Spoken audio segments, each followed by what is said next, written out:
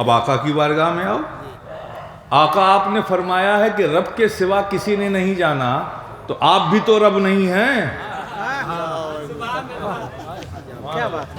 رب کے سوا کسی نے نہیں جانا تو آقا آپ بھی تو رب نہیں ہیں، آپ بھی تو رب کے سوا ہیں. کہا یہی تو کہنا چاہتا ہوں کہ میں کیا ہوں وہ میں بھی نہیں جانتا، وہ صرف رب جانتا. سبحان اللہ. درود پاک پڑھ لیا، فکر کو تازگی مل گئی. درود پاک پڑھ لیا، ذہن کو پاکیزگی مل گئی. درود پاک پڑھ لیا، زبان کو طہارت مل گئی.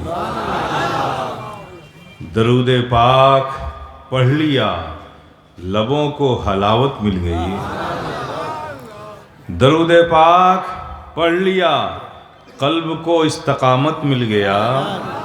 اور درود پاک پڑھ لیا، زندگی کو زندگی مل گئی.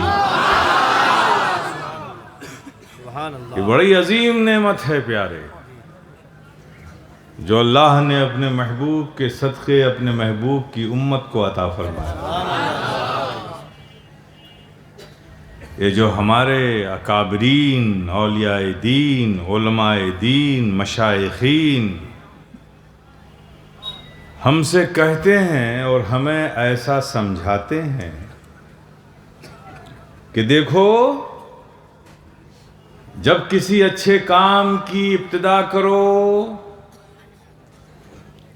اچھے کام کا آرمبھ کرو، درود پاک پڑھ لیا کرو. پھر اس اچھے کام کو شیش کرو، درود پاک پڑھ لیا کرو.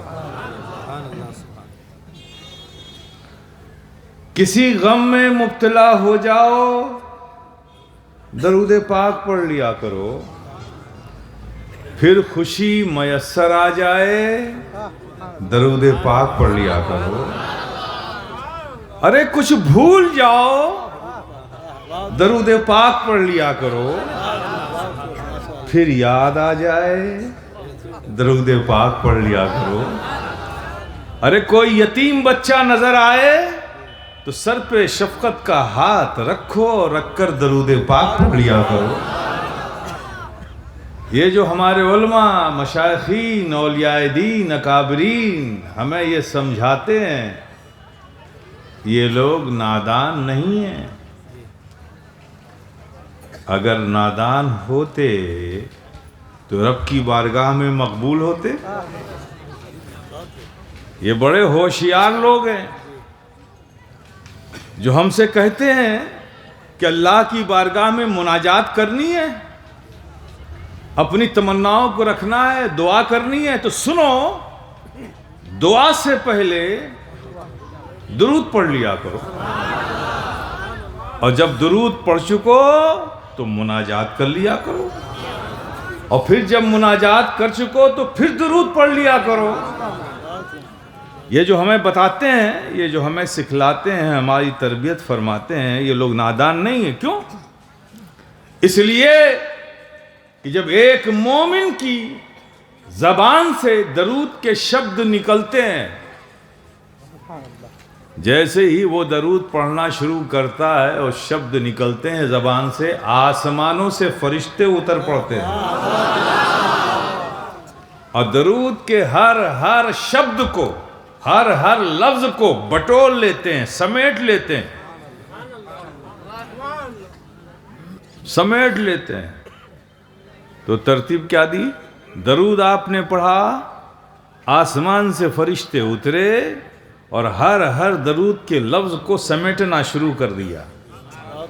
بزرگوں نے ترتیب کیا بتائی کہ پہلے درود پڑھ لو، پھر مناجات کر لو، پھر درود پڑھ لو، تاکہ فرشتے جب آسمان سے درود کے شبدوں کو سمیٹنے آئیں تو چاہے ادھر سے سمیٹیں، چاہے ادھر سے سمیٹیں، دو درودوں کے بیچ میں رکھی ہوئی تمہاری مناجات بھی ساتھ ساتھ اٹھتے چلے جائیں. حضرات، یہ سارے اہل محبت یہاں جمع ہیں. یہ اہل محبت کی محفل ہے. میں اپنے بارے میں بتا دوں بہت اسپشٹ شبدوں میں کہ میں کوئی پروفیشنل مقرر نہیں ہوں جس کو روز ایک جلسے کی ضرورت ہے. میں ایک خانقاہی آدمی ہوں. اپنا تو بس ایک ہی کام ہے، یہی صبح ہے یہی شام ہے. وہ کیا ہے کہ یا رسول اللہ سنا سنا کے تیرے عشق کے ترانے کو، سنا سنا کے تیرے عشق کے ترانے کو، لگا رہا ہوں تیری راہ پہ زمانے کو. اپنا تو بس یہی کام ہے. آج آپ سب محبت کے ساتھ یہاں آئے ہیں تو بات محبت ہی کی ہوگی.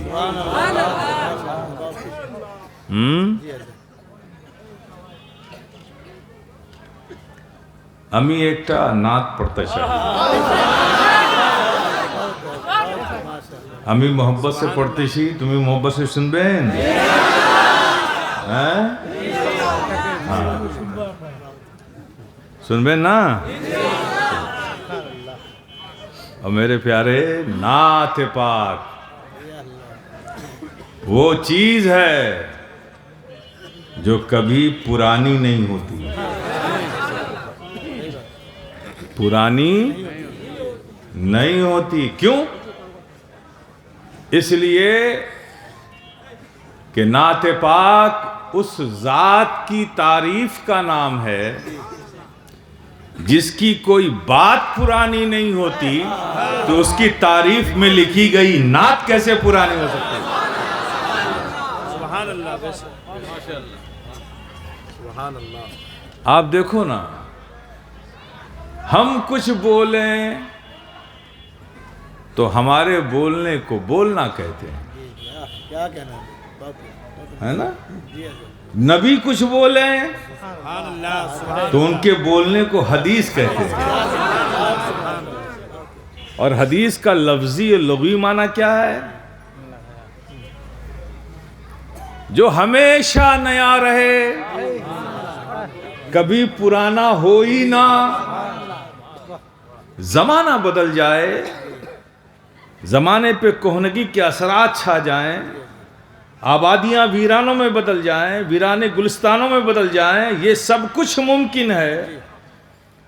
लेकिन नबी के मुख से निकले हुए शब्द, उसकी ताजगी, उसकी बरकत, उसका फैजान जैसे कल था वैसे आज है, वैसे सुबह क़यामत तक बाकी रहेगा. बुझलें? इसलिए जब नबी की कोई बात पुरानी नहीं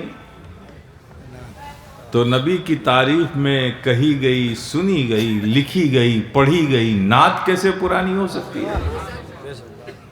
नात का मामला तो ये है, कैसे पुरानी हो सकती है मेरे प्यारे? कैसे? आपकी यहाँ पे बैठे हुए नौजवान हैं, बुजुर्ग हैं, बच्चे हैं हमारे, किसी की उम्र 20 साल, 18 साल, 22 साल, 25 साल, हर एज के बच्चे हैं. इस वक्त प्राइमरी से लेके ग्रेजुएट तक का क्लास लगा हुआ है. क्या कहना है? और मुझे प्राइमरी से लेके ग्रेजुएट तक के लोगों के लिए बात करनी है.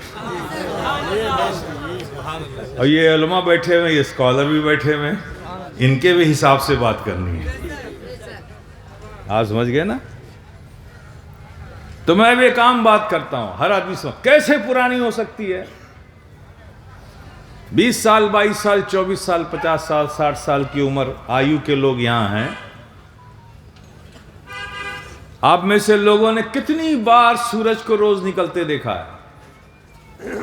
आज के नौजवानों से मुझे कोई आशा नहीं है कि उन्होंने सूरज देखा होगा, क्योंकि 11 बजे तो सो के उठते हैं, सूरज कहाँ से देखेंगे? لیکن جن لوگوں نے دیکھا ہے، کئی بار دیکھا ہے، روز سورج ایسٹ سے نکلتا ہے، پورب سے نکلتا ہے، اور اس کو نکلتے ہوئے بار بار دیکھا ہے، لیکن آج تک کسی بار بار دیکھنے والے کے مکھ سے یہ شبد نہیں سنا کہ یہ سورج تو بڑا پرانا ہے، روز نکلتا ہے۔ آپ نے سنا ہے کبھی؟ نہیں سنا ہے نا؟ 40 سال سے جس سورج کو روز نکلتے دیکھا اسے پرانا نہیں کہتے، تو وہ سورج تو نبی کے تلووں کی نور کی خیرات لے کر چمک رہا ہے، جب وہ سورج پرانا نہیں تو نبی کی نعت کیسے پرانی ہو سکتی ہے؟ اس لیے نعت کا معاملہ یہ ہے میرے پیارے کہ جب پڑھا جائے محبت سے پڑھا جائے، جب سنا جائے محبت سے سنا جائے، یہ روح کو تازگی عطا کر دیتا ہے، ایمان میں حرارت پیدا کر دیتا ہے، محبتوں میں تپش پیدا کر دیتا ہے۔ تو میں محبت سے پڑھ رہا ہوں پوری گارنٹی کے ساتھ۔ اب آپ محبت سے سنیں گے کہ نہیں سنیں گے وہ میں پڑھ کے دیکھتا ہوں۔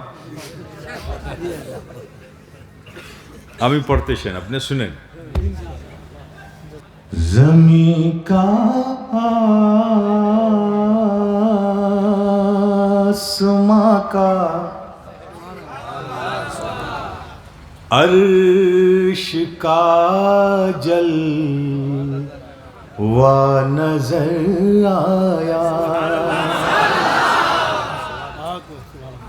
زمین کا آسماں کا عرش کا جلوہ نظر آیا، زمین کا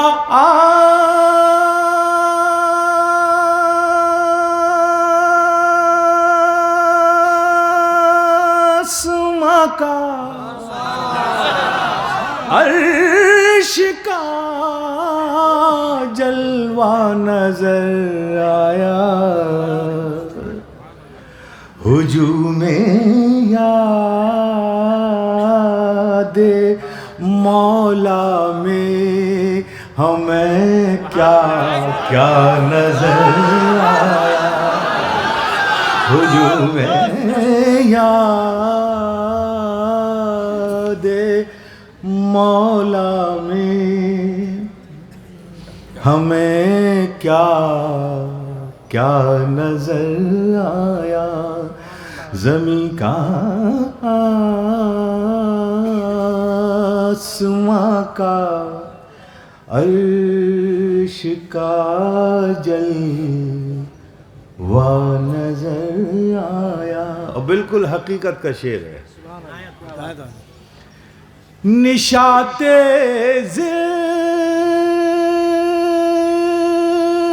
زندگی میں ڈوبنے والے بھی کہتے ہیں، نشاط زندگی بجھ لیں نہیں، نشاط زندگی مینز زندگی کی خوشیوں میں، زندگی کی خوشیوں میں جو ڈوبے ہوئے لوگ ہیں وہ بھی کہتے ہیں، کی بولتے ہیں نشاط زندگی میں ڈوبنے والے بھی کہتے ہیں، مصیبت میں ہمیشہ رحمتوں والا نظر آیا، مصیبت میں ہمیشہ رحمتوں والا نظر آیا، زمین کا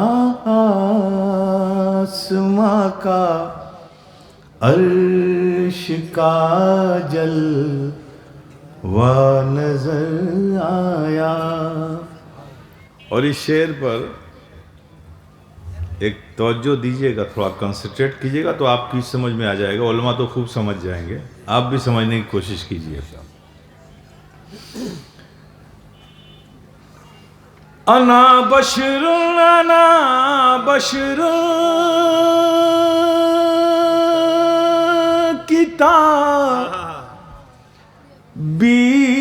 کتابیروں سے دیوانے الجھتے ہیں.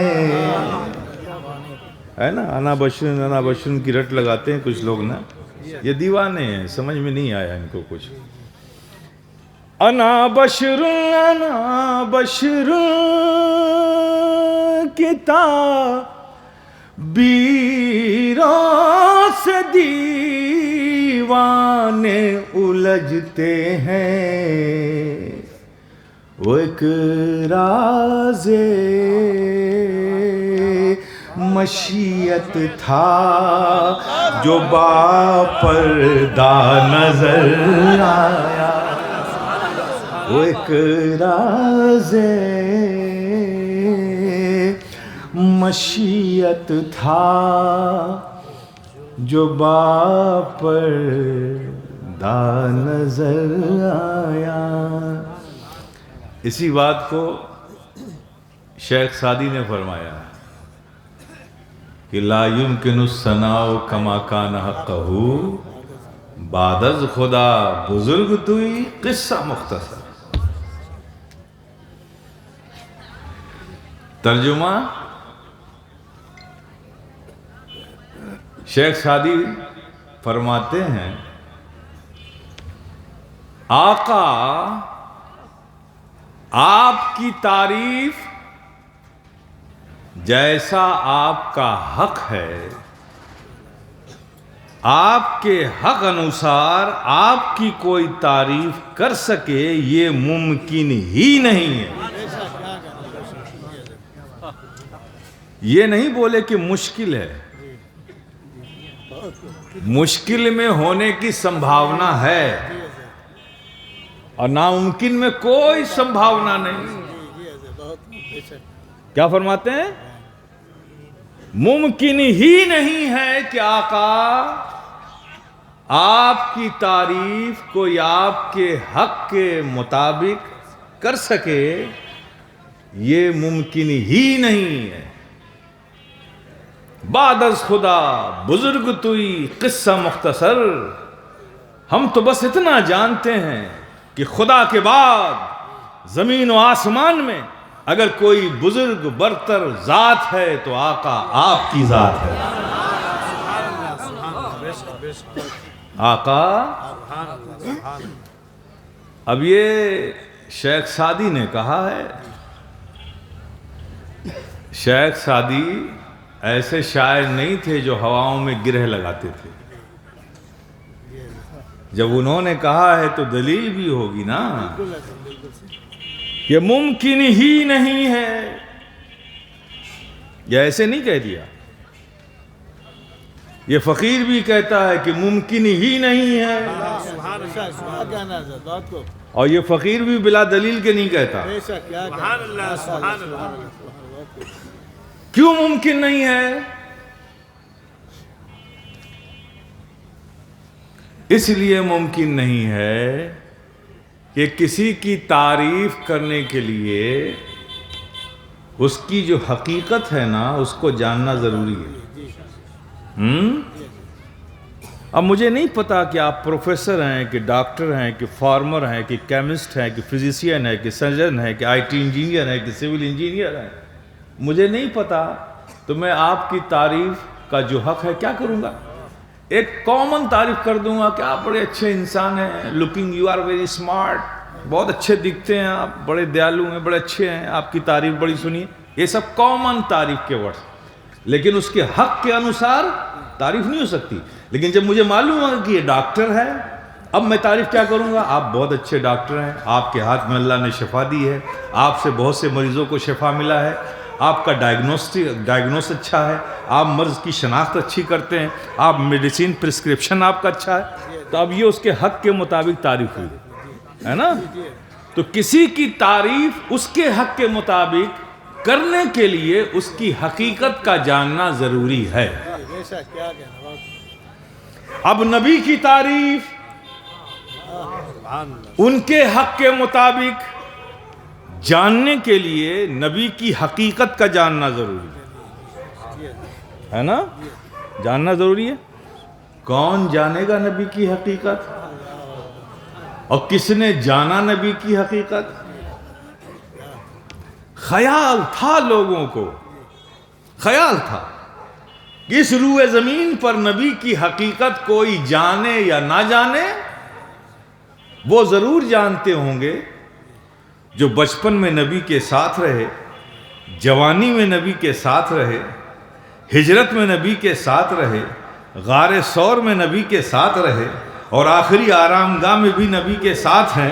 کوئی جانے نہ جانے، وہ جسے دنیا افضل البشر بعد الانبیاء بالتحقیق ابی بکر صدیق کہتی ہے، خیال تھا لوگوں کو کہ کوئی جانے نہ جانے اس پرتھوی پر، لیکن ابو بکر صدیق ضرور جانتے ہو. وہ ابو بکر صدیق، اللہ اکبر، وہ ابو بکر صدیق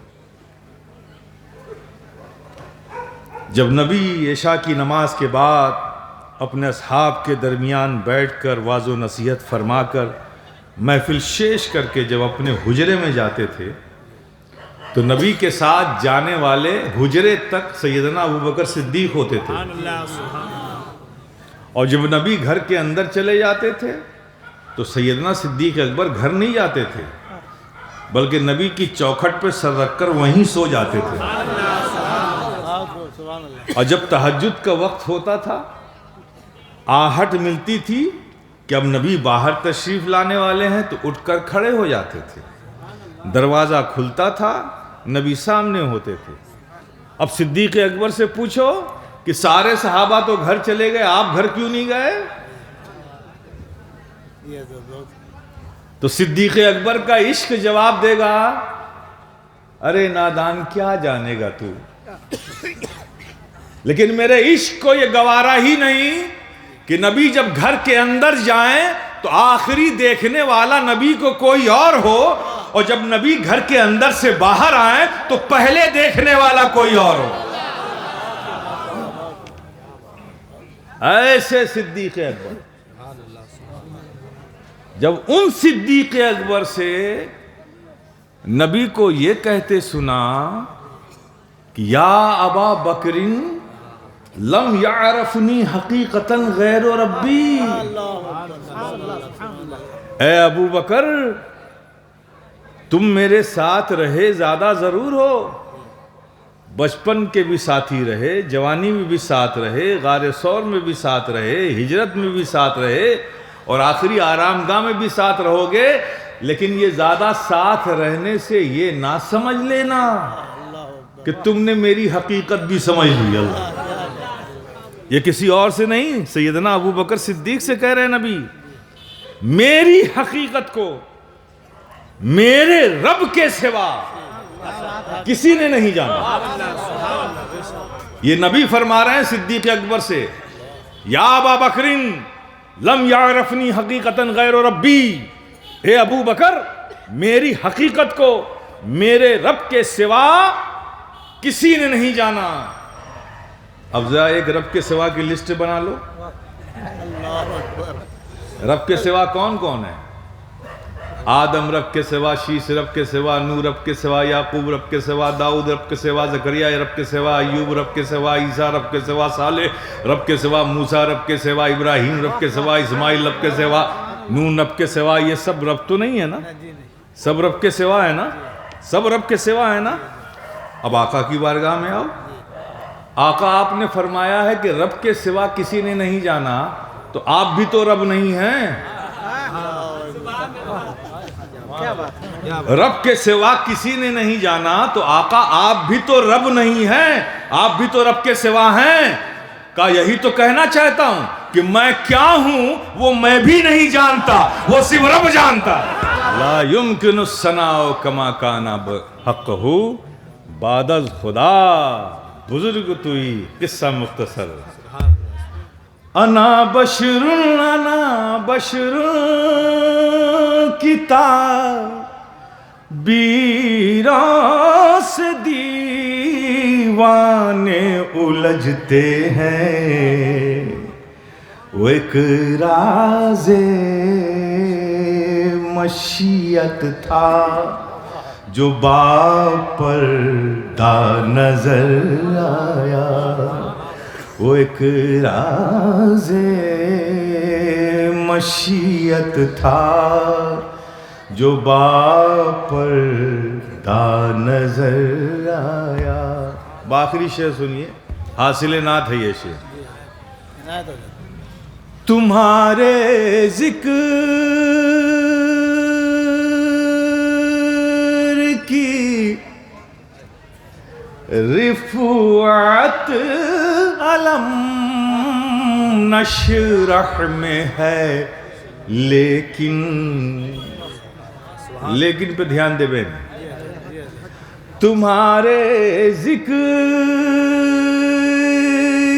کی رفعت علم نشرح میں ہے، لیکن ہمیں تو سارے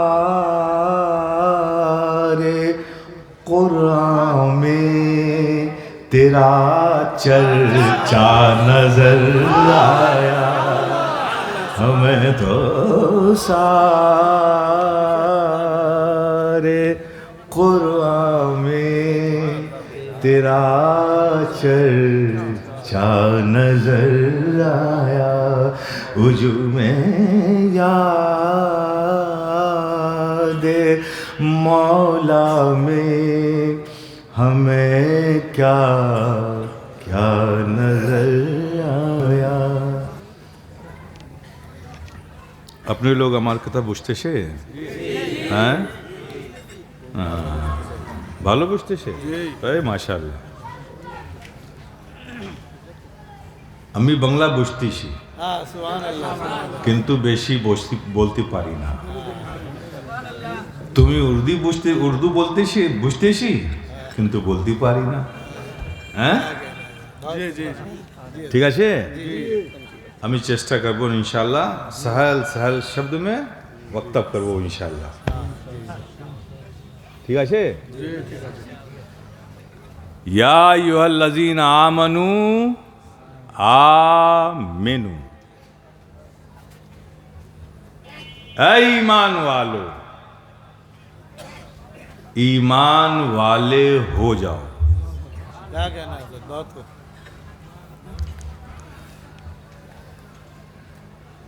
अल्लाह पाक बोलते से कि सबै ईमान वाले से बोलते से की बोलते से, ऐ ईमान वालो ईमान वाले हो जाओ। ईमान वालों से रब कह रहा है ईमान वाले हो जाओ। ईमान वालों से मौला हम तो ईमान वाले है ही हैं, फिर तू हमसे ही कह रहा है ईमान वाले हो जाओ। की मतलब से हमारा रब, हम सब का रब, सारी कायनात का रब, रब्बुस समावात वल अर्द, खालिके कायनात फरमा रहा है कि ऐ ईमान वालो ईमान वाले हो जाओ। मतलब ये ईमान जो तुम्हें मिला है, इसमें तुमने कोई परिश्रम नहीं किया है, तुम्हारा कोई कैरेक्टर नहीं है, कोई रोल नहीं है ईमान वाला होने में। ये रब का फजल है, उसका एहसान है कि अल्लाह ने तुम्हें मुसलमान के घर में पैदा कर दिया, तुम साहिब ईमान हो गए। अगर कहीं और पैदा कर देता तो फिर वही हो जाते। और पैदा होने में तुम्हारा कौन सा राइट है भाई, अधिकार है कुछ है?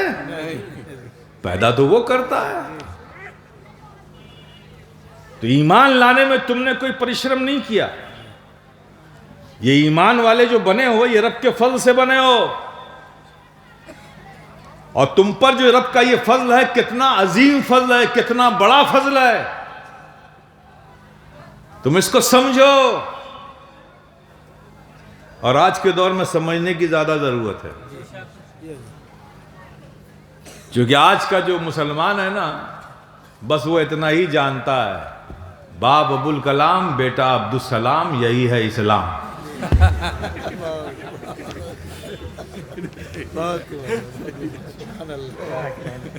کتنا فضل کیا ہے ہماری جانوں پہ اللہ نے کہ ہمیں صاحب ایمان بنایا. ایمان کی اہمیت کو تھوڑا سا میں سمجھاؤں آپ کو.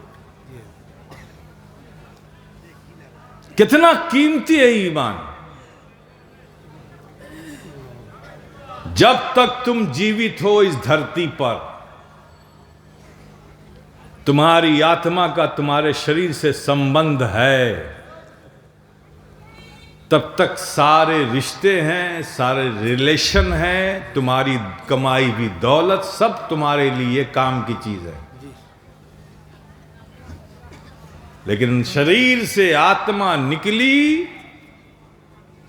نہ ماں کی ممتا ہے، نہ باپ کی شفقت ہے، نہ بھائی کا پیار ہے، نہ بہن کا پیار ہے، نہ دوست کی دوستی ہے، نہ تمہاری کمائی ہوئی دولت ہے، کوئی کام تمہارے نہیں آئے گی. سچ ہے نا بھائی؟ یا ایسا ہے کہ سب گٹھی باندھ کے لے جاتے ہو قبر میں؟ اکیلے جاتے ہو. اب مجھے بتاؤ، کیا چیز دنیا میں تمہارے پاس ہے؟ جب تمہارا انتقال ہوتا ہے، تم موت کی نیند میں سو جاتے ہو، تمہاری آتما، تمہاری روح تمہارے جسموں سے نکل جاتی ہے، تو کون سی چیز ہے جو تمہارے ساتھ رہتی ہے؟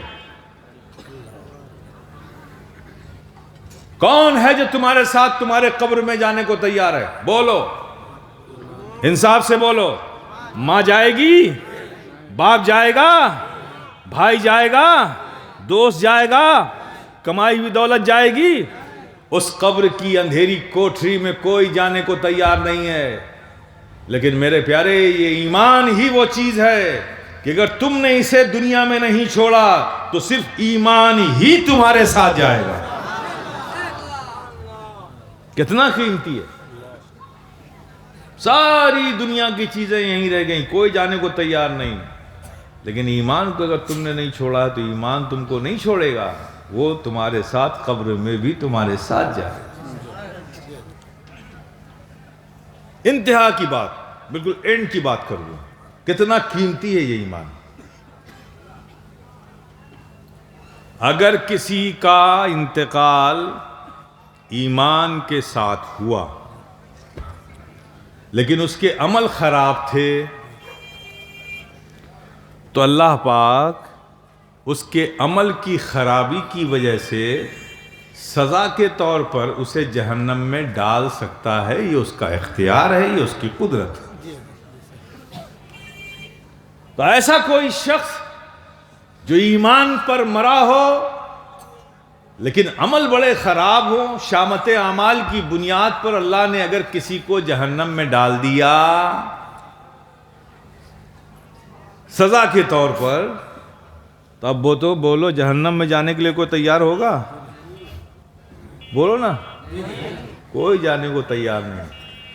لیکن میرے پیارے، یہ ایمان کتنا قیمتی ہے، ذرا دیکھو.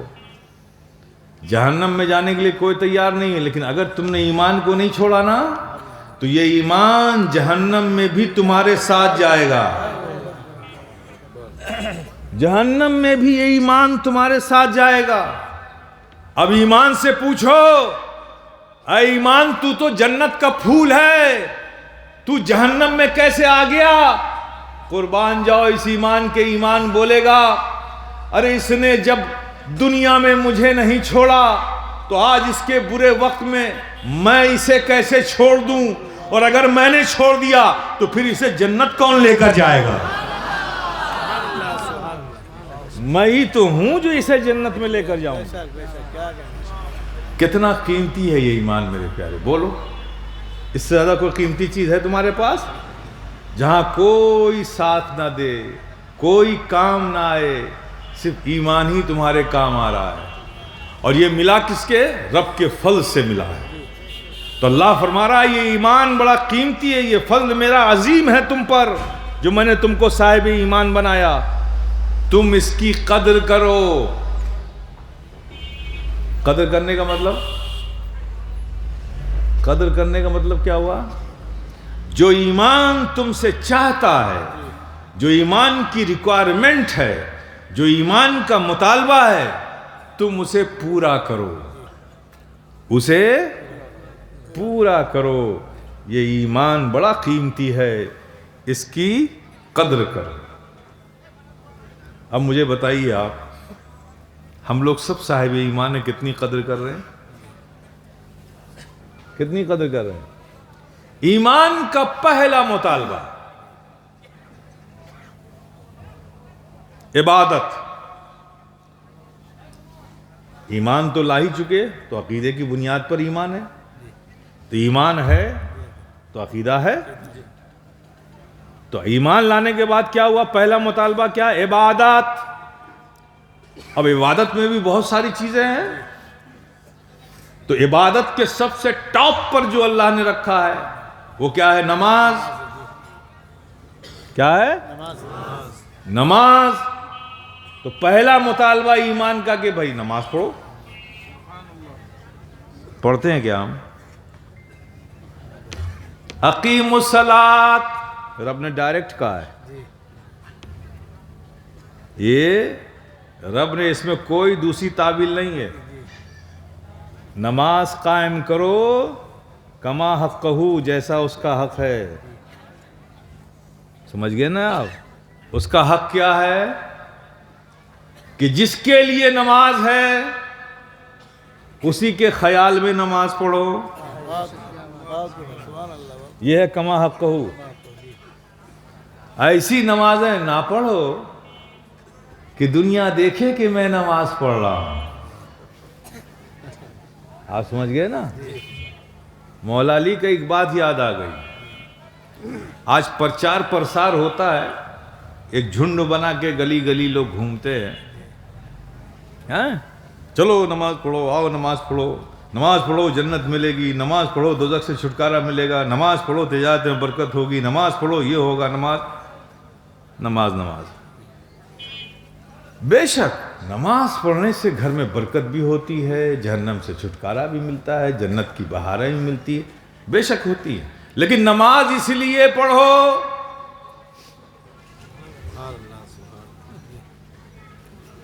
تو اگر نماز اس لیے پڑھو کہ گھر میں برکت ہوگی تو پھر یہ عبادت ہے کہ تجارت؟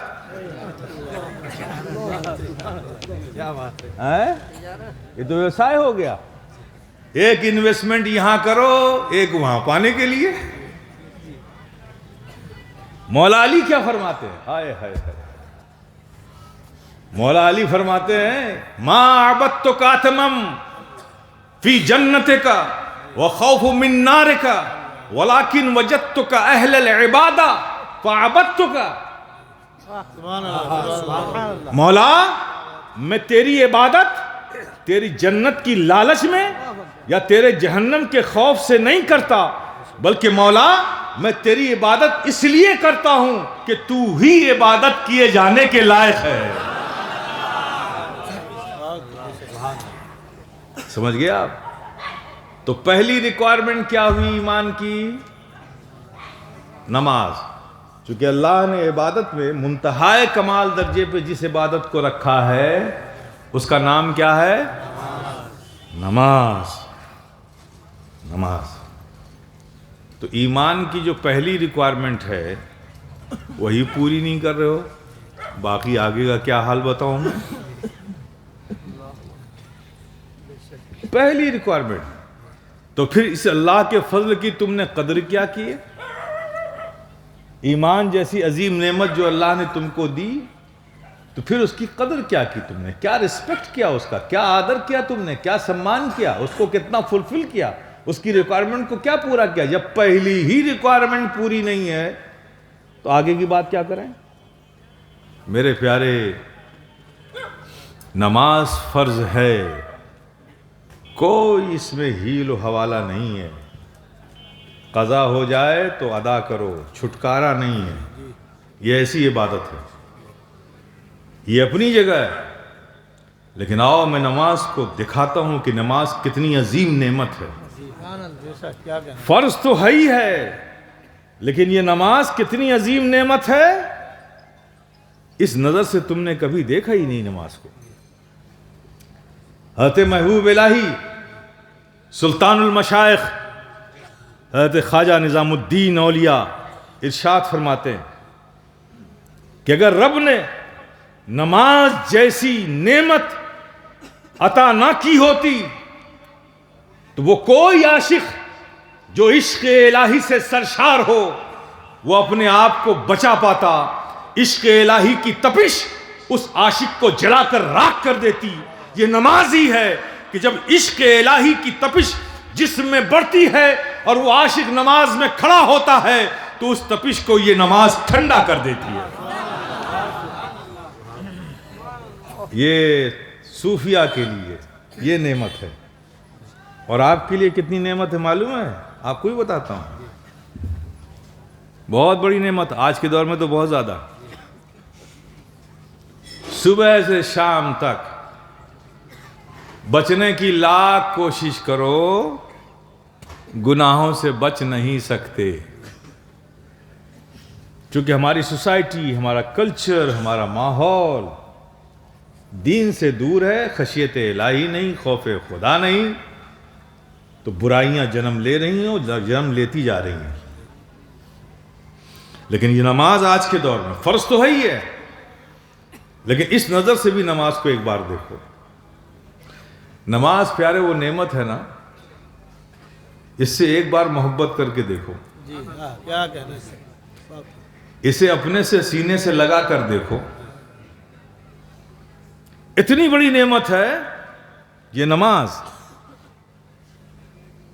کہ جب ایک بندہ نماز کے لیے رب کی بارگاہ میں حاضر ہوتا ہے، صف میں کھڑا ہوا، اب اس نے اللہ اکبر کہہ کے ہاتھ باندھنا چاہتا ہے، ابھی باندھا نہیں، ارادہ کیا، جیسے ہی اس نے ارادہ کیا اللہ نے فرشتے کو حکم دیا، اے فرشتو جاؤ،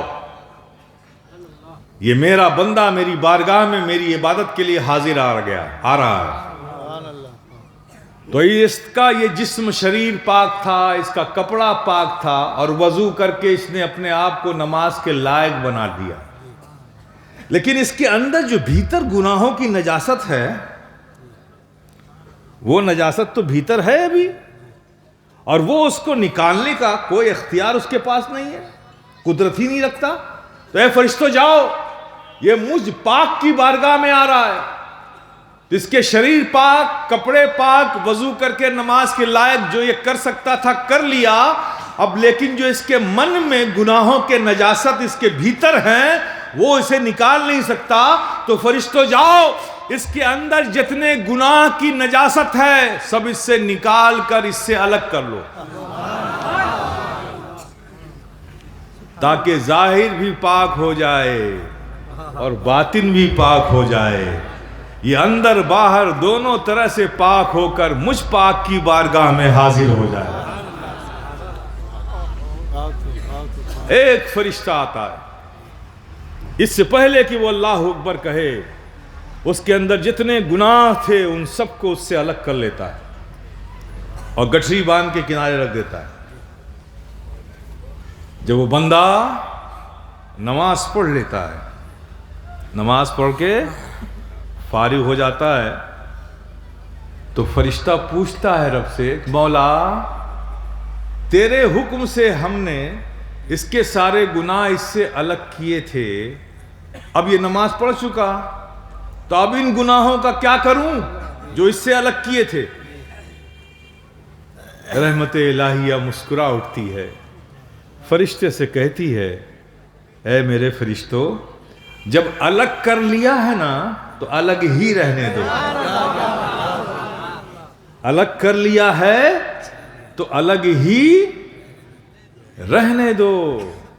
اب آج کے دور میں یہ نماز کتنی بڑی نعمت ہے آپ سب ہم سب کے لیے. فجر میں پڑھ لیا سارے گناہ باہر آپ صاف. اب فجر اور ظہر کے درمیان 4 گھنٹہ 4.5 گھنٹہ اس میں جو گناہ ہوئے ظہر پڑھا صاف. ظہر اور عصر کے بیچ میں 1.5 سے 2 گھنٹہ اس میں اگر کوئی گناہ ہو گیا عصر پڑھا صاف. عصر اور مغرب کے درمیان 1 سے 1.5 گھنٹہ اس میں کوئی گناہ ہو گیا مغرب پڑھا صاف.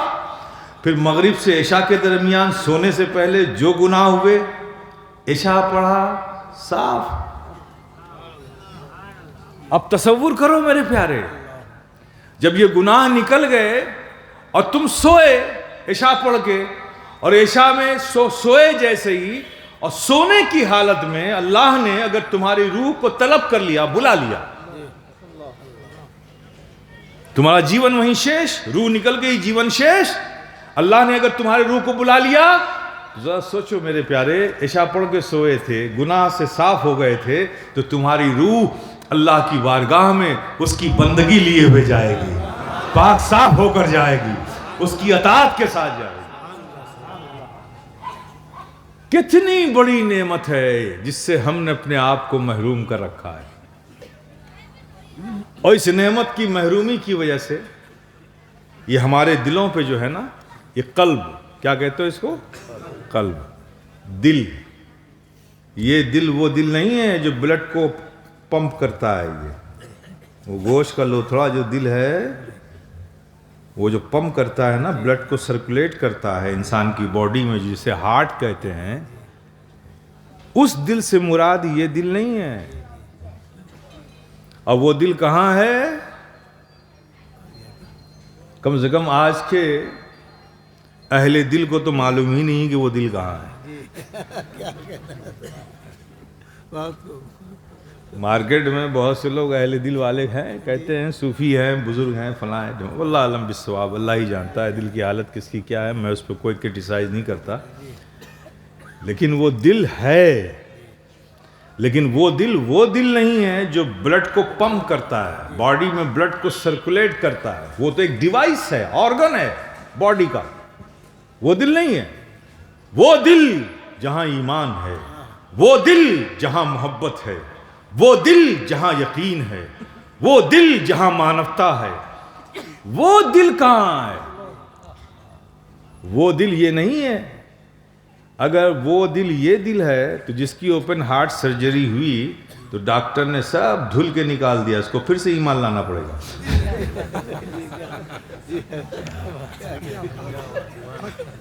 سمجھ گیا؟ وہ دل یہ دل نہیں ہے، لیکن وہ دل ہے. وہ نہ کسی سونوگرافی میں آتا ہے، نہ الٹرا ساؤنڈ میں آتا ہے، نہ MRI میں آئے گا، نہ پیپٹ اسکیننگ میں آئے گا، کسی میں نہیں آئے گا، نہ سٹی اسکین میں آئے گا.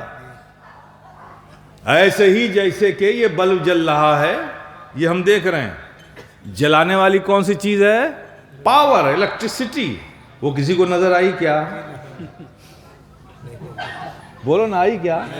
نہیں آئی نا. لیکن اب نظر نہ آئے تو ہے نہیں. یہ فلسفی تو یہاں فیل ہو جائے گی کہ جو چیز نظر نہ آئے وہ ہے ہی نہیں ہے.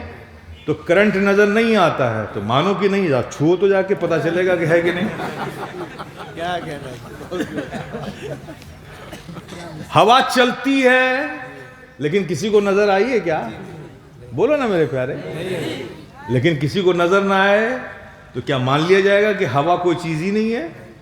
چلتی ہے تو لگتی ہے، پتہ چل جاتا ہے کہ ہوا ہے. ایسے ہی وہ روح کسی بھی میڈیکل سائنس کے ڈیوائس میں آئے یا نہ آئے، لیکن وہ روح ہے جہاں ایمان رہتا ہے، جہاں یقین رہتا ہے، جہاں محبت رہتی ہے، جہاں مانوتا رہتی ہے، جہاں عفو و درگزر کا جذبہ رہتا ہے، جہاں صبر رہتا ہے، جہاں شکر رہتا ہے، جہاں خشیت الہی رہتی ہے، جہاں نبی کی محبت رہتی ہے. یہ وہ دل ہے، ہمارے سینے ہی میں کہیں ہے. اسی کی تلاش میں تو جو اولیاء کرام ہیں نا، عمر کا اچھا خاصا حصہ گزار دیتے ہیں. وہ دنیا میں نہیں تلاش کرتے، وہ سر جھکا کے یہیں تلاش کرتے ہیں، اے دل تو کہاں ہے، میرے دل تو مجھے ایک بار جلوہ تو دکھا دے۔ اسی دل کی تلاش میں سر جھکائے جھکائے شب گزر جاتی ہے، اور جنہیں اس دل کے جلوے نظر آتے ہیں وہ پکار اٹھتا ہے، کہہ جاتا ہے ہم شفیع غوث الثقلین اعلی حضرت شفیع میاں علیہ رحمہ جب سر جھکا کے اس دل کو تلاش کرتے ہیں اور اس دل کے دیدار کرتے ہیں، نظارے ہوتے ہیں، انہیں جلوے دکھتے ہیں، تو پکار اٹھتے ہیں کہ جھکا کے سر بیٹھتا ہے تو کیوں، یہ راز اے اشرفی بتا دے، بدھا ہے کس کا تمہیں تصور، یہ کس کی شکلیں ہنسی ہیں دل میں۔ سبحان اللہ سبحان اللہ۔ جب ایسے صوفیہ اس دل کو پا لیتے ہیں نا تو پھر دنیا کی رونق ٹھنڈی ہو جاتی ہے، چونکہ اس دل میں تو نبی کے جلوے ہیں۔ نبی کے جلووں کے سامنے دنیا کے جلووں کی کیا حیثیت ہے۔ اب یہ بزرگان دین اسی لیے سر جھکا کے یوں بیٹھتے ہیں، وہ اپنے دل کے اس جلووں میں جہاں نبی کے جلوے ہیں مست رہتے ہیں۔ اسے نقالوں نے دیکھا، وہ بھی یوں بیٹھ گئے سر، اللہ جی جی کاپی پیسٹ ہونے لگا، اب سب سر جھکا کے بیٹھے ہوئے ہیں۔ لیکن آہٹ ہوئی تو فوراً نظر اٹھا کے دیکھ بھی لیتے کون آیا ہے نا۔ میں اہل دل کی بات کرتا ہوں، وہ جب دل میں جلوے میں ڈوبتے ہیں تو پھر دنیا انہیں کچھ نظر نہیں آتی، چونکہ نبی کا جلوہ ہی کچھ جلوہ ایسا ہے کہ جس جلوے کو دیکھنے کے بعد کوئی جلوہ پھر جلوہ نہیں رہتا۔ میرے پیارے، وہ دل جو ہمارے سینوں میں ہے اس پہ کتنی نجاست کی گندگی جمع ہو گئی۔ یہ گناہ جو ہم سے ہو رہے ہیں کچھ جان بوجھ کے کر رہے ہیں، کچھ انجانے میں ہو رہے ہیں، لیکن ہو رہے ہیں، جو بھی ہو رہے ہیں یہ نجاست ہے۔ اور یہ نجاست کہاں اس کا اثر ہوتا ہے؟ ہمارے دل پر، ہمارے قلب پر، ہماری زمین پر۔ اور جب یہ ہمارے قلب کی زمین کو گندا کر دیتے ہیں یہ، تو پیارے محبتیں تو اسی قلب میں تھی نا، اور جب وہاں نجاستوں کا پورا ڈھیر لگا دیا اپنے گناہوں سے، تو ظاہر ہے پھر بھائی کی دلوں میں بھائی کی محبت کم ہو جائے، اس میں حیرت کی کیا بات ہے؟ باپ کی دلوں میں بیٹے کے لیے شفقتیں کم ہو جائے، حیرت کی کیا بات ہے؟ بیٹے کے دل میں باپ کی عزت کم ہو جائے، اس میں حیرت کی کیا بات ہے؟ پڑوسی کو پڑوسی کا خیال نہ رہے، اس میں حیرت کی کیا بات ہے؟ رشتوں کا کوئی قدر نہ رہے، اس میں حیرت کی کیا بات ہے؟ ایک مومن کو مومن سے ہمدردی نہ رہے، اس میں حیرت کی کیا بات ہے؟ چونکہ یہ سب جذبات، ایموشنز، فیلنگز جس دل میں رہتے ہیں، اس دل میں تو تم نے گناہوں کا ایک ڈھیر لگا رکھا ہے، تو ظاہر ہے فیلنگز باہر کیسے آئیں؟ اب بھائی اگر جھگڑا کر رہے ہیں تو حیرت مت کرو، اس لیے کہ جہاں بھائی کے لیے بھائی کے دل میں محبت جس دل میں ہوتی ہے، وہاں پہ تم نے کوڑوں کا، نجاست کا، گناہوں کی نجاست کا پہاڑ ہے جس سے تمہاری فیلنگز دب گئی ہے۔ تو میرے پیارے، اگر چاہتے ہو پھر سے بھائی کے دلوں میں بھائی کی محبتیں آ جائیں، پھر سے باپ کی دلوں میں بیٹے کے لیے بے لوث شفقتیں آ جائیں، اور بیٹے کے دلوں میں باپ کے لیے عزت و تکریم آ جائے، دوست کے دلوں میں دوست کے لیے سچی محبت پیدا ہو جائے، ایک پڑوسی کو پڑوسی کا خیال آ جائے، ایک مومن دوسرے مومن کو اپنا بھائی سمجھنے لگے، اگر ایسا کلچر، ایسی سوسائٹی، ایسا ماحول پھر سے چاہتے ہو تو میرے پیارے اس دل کو صاف کرنا ہوگا، اس دل کو صاف کرنا ہوگا، اور بغیر اس دل کو صاف کیے ہوئے اس زمین، اس قلب کی زمین پر کوئی ہریالی پیدا ہونے والی نہیں ہے، چونکہ اوسر بنجر زمین پہ کوئی دانہ نہیں ڈالتا ہے کیا؟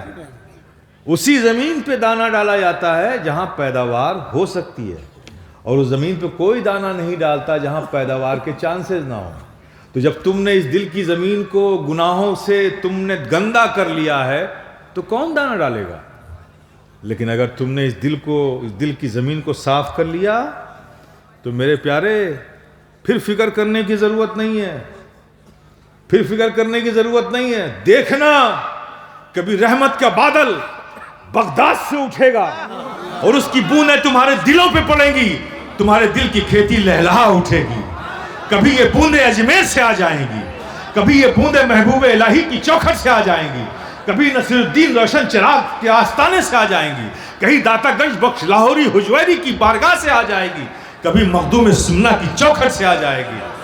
پھر تمہیں سوچنے کی ضرورت نہیں ہے، تمہیں تو صرف اس زمین کو صاف کرنا.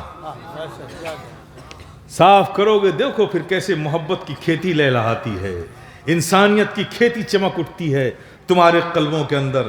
تمہارا کام ہے کہ تم اپنے دل کو صاف کرو. اب دل کو کیسے صاف کریں بھائی؟ دل کو صاف کرو، حضرت اتنی دیر سے بول رہے ہیں، صاف کیسے کریں؟ دو چیزیں ہیں میرے پیارے. خانقاہی آدمی ہوں نا، نسخہ دے کے جاؤں گا، اندھیرے میں نہیں چھوڑ کے جاؤں گا، ادھوری بات نہیں کرتا میں. آپ سمجھ گئے نا؟ اور میں کوئی ایسی بات بھی نہیں کرتا جس پہ آپ نعرہ لگائیں. میری تقریر کی کامیابی یہ ہے کہ آپ کچھ سمجھ جائیں.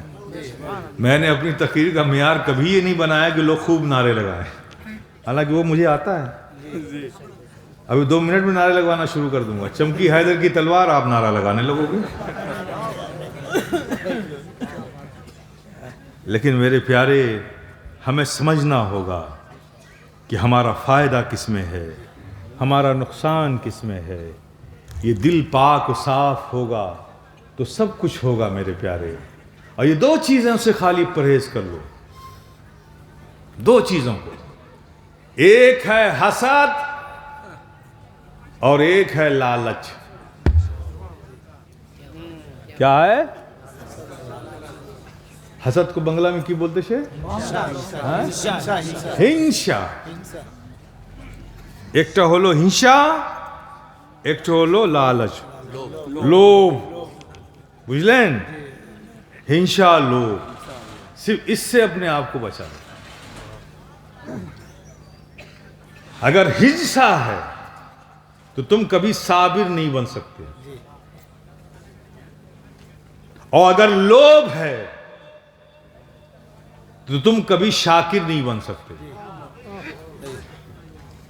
ہنسا ہے تو صبر والے نہیں بن سکتے، لوبھ ہے تو شکر والے نہیں بن سکتے.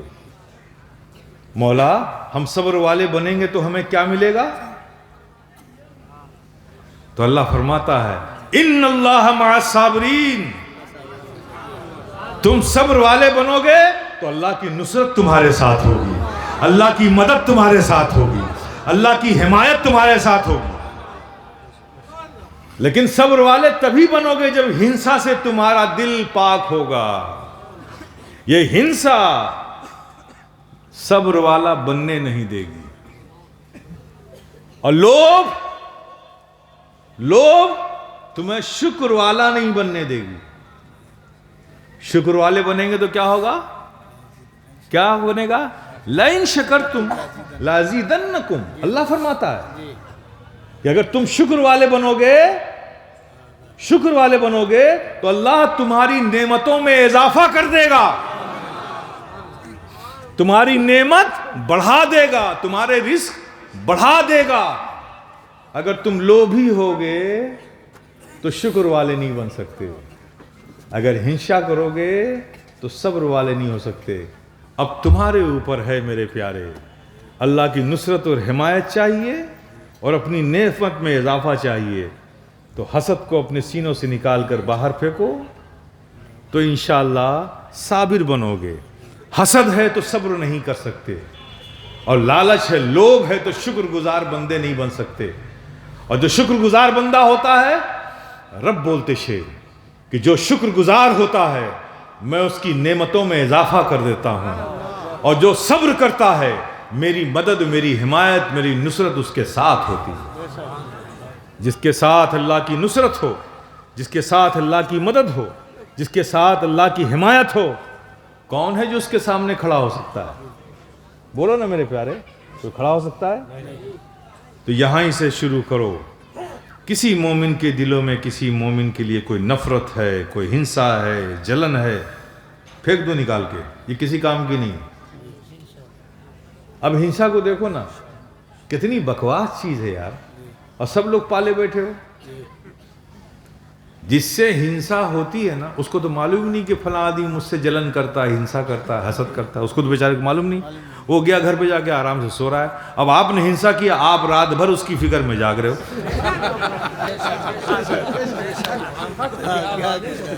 ایسی بکواس چیز کو تم نے اندر رکھا ہوا یار، کمال کی بات.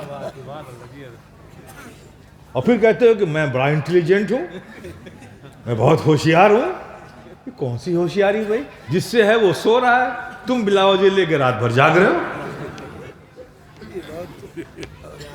ایسی بکواس چیزوں سے اپنے آپ کو دور رکھو. رب کی نصرت اور حمایت کی طرف بڑھو، وہ ملے گی تمہیں صبر سے.